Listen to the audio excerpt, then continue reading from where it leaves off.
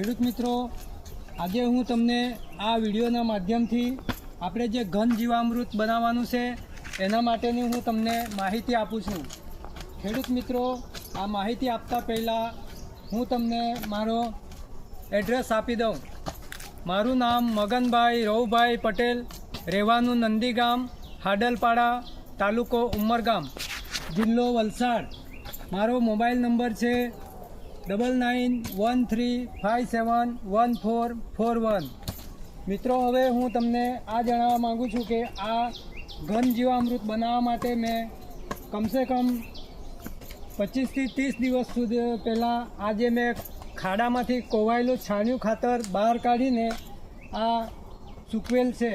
હવે આ તમે જોઈ શકો છો, આ છાણિયા ખાતરને મેં 25 દિવસ પહેલાં એમાં ઘન જીવામૃત બનાવવા માટે મેં જીવામૃત અંદર નાખેલો હતો। અત્યારે પછી આ બેડને પાછો ફરીથી આ મજૂરો દ્વારા મેં કપાવીને મિક્સ કરાવી દીધો છે। હવે આને હું ફરીથી આ બેડનો માપ પ્રમાણે 3 ફૂટ પહોળો અને 1 થી 1.5 ફૂટ ઊંચો અને લંબાઈ ચાહે એટલી આપણે રાખી શકીએ છીએ। હવે આ બેડને હું ફરીથી જે કાપેલા બેડને ફરીથી હું આ 3 ફૂટ પહોળો અને 1.5 ફૂટ ઊંચાઈવાળો પાછો હું આ બેડ બનાવવાની તૈયારી કરી।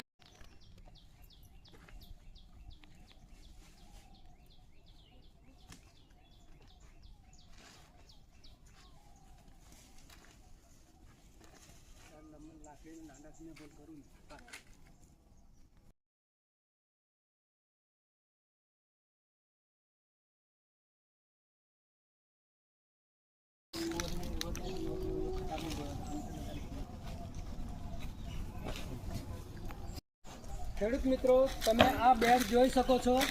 આ બેડને હવે ફરીથી કાપીને મેં 3 ફૂટ લંબાઈ અને 1 થી 1.5 ફૂટ જેટલી ઊંચાઈનો આ બેડ મેં તૈયાર કરી દીધેલ છે।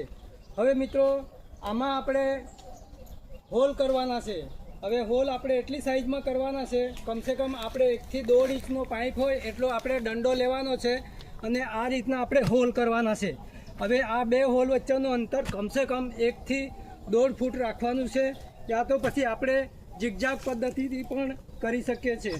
હવે મિત્રો, આ રીતના આખી બેડ પર આપણે હોલ કરવાના છે અને ત્યારબાદ આપણે આ જીવામૃત જે તૈયાર થયેલો છે એ જીવામૃત આપણે દરેક હોલમાં ભરી દેવાનો છે।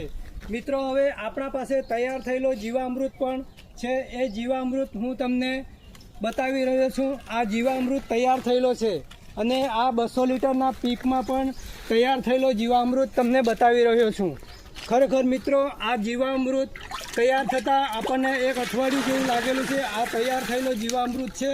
હવે આ જીવામૃતને હું આ તૈયાર થયેલા બેડમાં હું નાખી રહ્યો છું। મિત્રો, તમે જોઈ શકો છો, આ દરેક હોલમાં આ રીતનું જીવામૃત આપણે ભરી દેવાનો છે।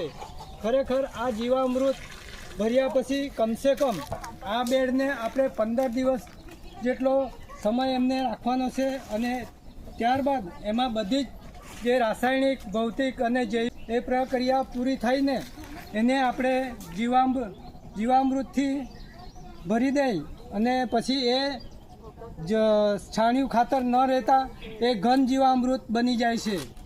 મિત્રો, હવે એને આપણે સીધું જમીનમાં વાપરી શકીએ છીએ, યા તો પછી એને આછા તડકામાં સૂકવીને એને આપણે શણના કોથળામાં સંગ્રહ કરી શકીએ છીએ।